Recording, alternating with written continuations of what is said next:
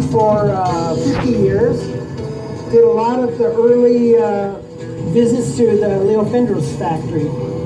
And Leo was just starting out. He'd been doing country singers and country acts with their guitars. And when our surf music started out, we put a lot of pressure onto Leo to make some gear that would be louder for bigger dances and more rock and rolly stuff. So we'd go up to the Fender factory and tell Leo what we liked or what we didn't like, and then he just build something for us. Well, I've been surfing, not professionally, but in competitions for many, many years, and I was considered to be very good. What?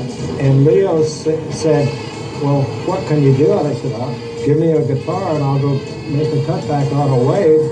And he said, we're going to have to build you a dummy guitar. And I said, no, I won't get it wet. And he said, whoa. And I said, well, have your main guy, your marketing guy, meet me. So we went to Doheny Beach State Park. And that's south of Laguna. And the waves were excellent. The waves being excellent, there were quite a few boys out there surfing.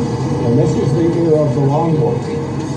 And the particular area of lineup where I preferred to surf and take off and do my thing, there was a couple of fellows that I knew quite well. And he said, what are you doing with a guitar on your back? And I said, see the guy on the beach with the long lens? He's doing the shoot.